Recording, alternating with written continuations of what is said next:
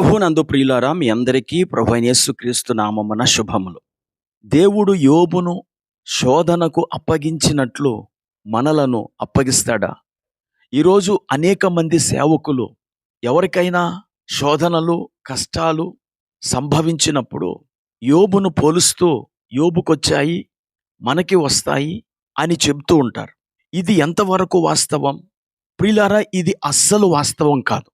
మీరు అనొచ్చు, తిమోతికి రాసిన 2వ పత్రిక 3వ అధ్యాయము 12వ వచనంలో క్రీస్తు యేసునందు సద్భక్తితో బ్రతుకును ఉద్దేశించు వారందరూ హింస పొందుదురని అపోస్తలుడైన పౌలు చెప్పాడు కదా. అలాగే సహించిన వారిని ధన్యులను కొనుచున్నాము కదా. మీరు యోబు యొక్క సహనమును గూర్చి వింటిరి అని యాకోబు 5:11లో రాయబడి ఉన్నది కదా. మరి మనకు యోబుకొచ్చిన శ్రమలు ఎందుకు రావు అని మీరు నన్ను అడగవచ్చు. ప్రియులారా, మనకు శోధనలు వస్తాయి, శ్రమలు కూడా వస్తాయి. అయితే ఆ శోధనలు, ఆ శ్రమలు యోబుకు వచ్చినంత తీవ్రంగా ఉండవు. అయితే ఆ శోధనలలో ప్రాణాంతకమైన వ్యాధులు, విషాదకరమైన ప్రమాదాలు, అకాల మరణాలు ఉండవని నేను మీతో స్పష్టంగా చెప్తున్నాను. ఎందుకంటే యోబు ఒక మాట అన్నాడు. యోబు గ్రంథం 9వ అధ్యాయము 32వ వచనం, ఆయన నావలే నరుడు కాడు, నేను ఆయనతో వ్యాజ్యమాడ జాలను. 33వ వచనం, మా ఇద్దరి మీద చెయ్య ఉంచదగిన మధ్యవర్తి మాకు లేడు. మధ్యవర్తి ఉంటే ఏం చేస్తాడు? బాధపరచబడే వ్యక్తి యొక్క సామర్థ్యాలను బట్టి మధ్యవర్తి శిక్షించే వ్యక్తితో మాట్లాడి శ్రమను తగ్గిస్తాడు. ఆ విషయాన్ని ఎలీహు చెప్పాడు యోబు గ్రంథం 33:23లో. నరులకు యుక్తమైనదేదో దానిని వారికి తెలియచేయుటకు వేలాది దూతలలో ఘనుడగు ఒకడు వానికి మధ్యవర్తి అయి ఉండిన ఎడల. మధ్యవర్తి లేకయే యోబు ఇలాగు బాధపడుతున్నాడని ఈ లేఖనము ద్వారా మనము గ్రహించండి.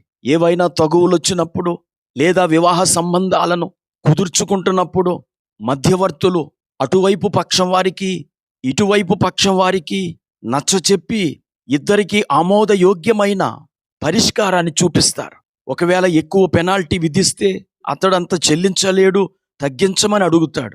యోబు కాలంలో నరులకు మధ్యవర్తి లేడు. అందుకే యోబు యొక్క శ్రమ, హింస అంత తీవ్రతరముగా ఉన్నది. కానీ ఈరోజు మనకు యేసుక్రీస్తు అనే మధ్యవర్తి ఉన్నాడు.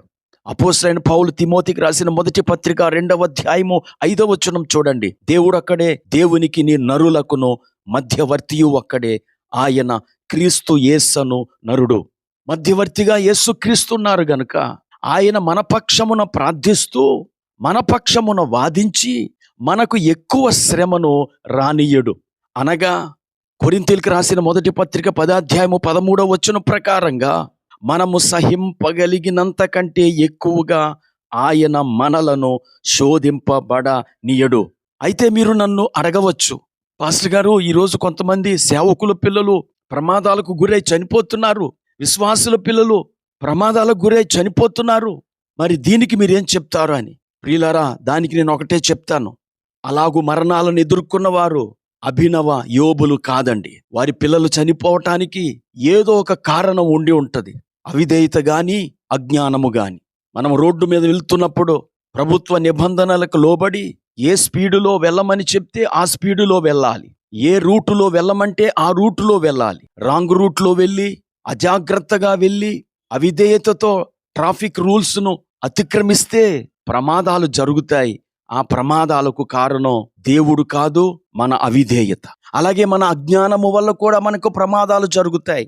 ఈ మధ్య గోదావరి నదిలో మునిగి చనిపోయిన 2 సేవకుల పిల్లలను గురించి మీరు విన్నారు. ఈత రాని వారు నదిలో దిగకూడదు. దిగారంటే అది వారి అజ్ఞానం. గనుక అజ్ఞానము వల్ల వారు చనిపోయారే గాని తల్లిదండ్రుల యొక్క పాపం వల్లనో లేక దేవుని యొక్క శోధన వల్లనో కాదని మీరు తెలుసుకోండి. ఈ మాటలు వింటున్న ప్రియ స్నేహితుడా, సోదరి, సాతానుకు చోటీకండి. వాక్య వ్యతిరేక బోధనలకు అవకాశం ఇవ్వకండి. మనము క్రీస్తులో నూతన సృష్టిగా ఉన్నాం. క్రీస్తు మన రక్షకుడై ఉన్నాడు. అయితే మనము దేవుని వాక్యాన్ని అతిక్రమించకుండా, అజ్ఞాన అంధకారములో ఉండకుండా ఉన్నప్పుడు ఏ తెగులు నీ గుడారాన్ని సమీపించదు. నిన్ను కాపాడుటకు ఆయన నిన్ను గూర్చి తన దూతలకు ఆజ్ఞాపించును. ప్రార్థన చేసుకుందాం.